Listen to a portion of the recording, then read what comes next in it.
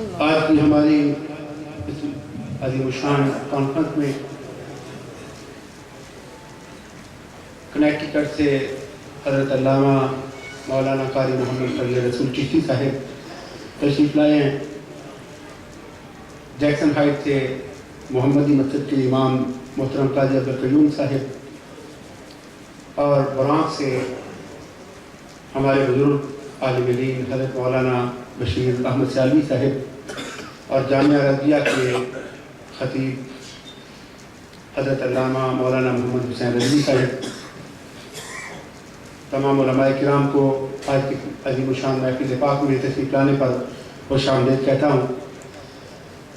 اور ابھی میں تلاوت کلام پاک کے لیے ملتمس ہوں طیبہ اسلامک سینٹر کے امام استاد الحفاظ استاد القراء جناب قاری محمد یونس قادری صاحب سے وہ تشریف لائیں اور تلاوت کلام پاک سے ہمارے اذہان و قلوب سے ہمارے اذہان و قلوب کو منور کریں۔ اللہ کے اس کلام کی تلاوت سے ہمارے اذہان کو منور کریں اور اس تلاوت کی ثواب حاصل کریں جو تلاوت کلام مجید میرے امام نے نیزے کی نوک پہ چڑھ کے کی۔ کہیے نا سبحان اللہ۔